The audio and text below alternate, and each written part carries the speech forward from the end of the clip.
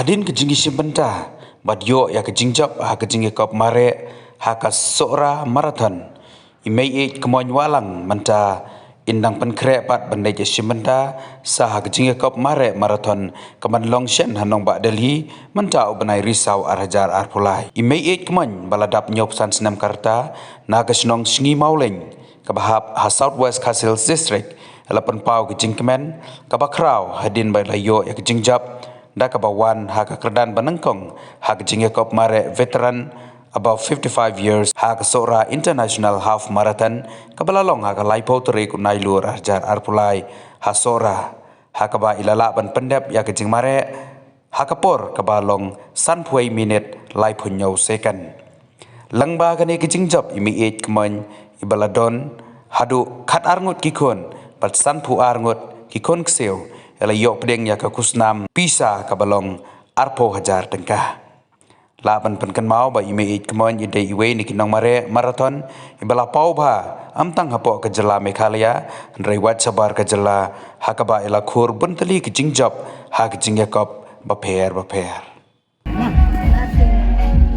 aku bu ya dia kene ga jong mare jong kene sora marathon mi senyau lam na si tengah yo kulen ngadu kilak bunten ben ajong tiba betani pun sama abad tadi dia narit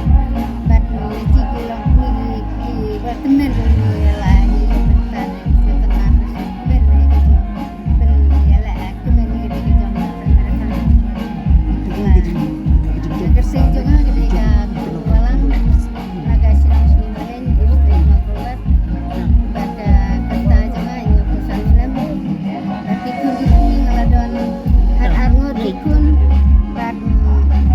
san ko arngut tikun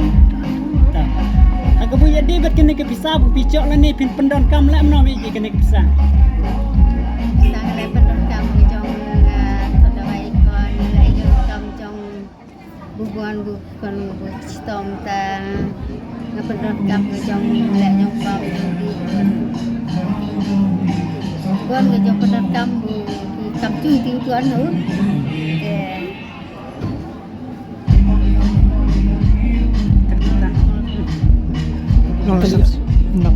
Tendang continue yang ban participate. Hedin jong kene ka sora marathon. Hidden enlot jong di competition mundi mere alot ewe. Kadin jong seorang kadang ada jong di usaha Bombay bah Delhi lakasan tadi hello, this is a very important announcement to all the athletes coming from Shillong. We will be coming from Shillong. We will be back to Shillong. All the buses taking all the athletes back to Shillong are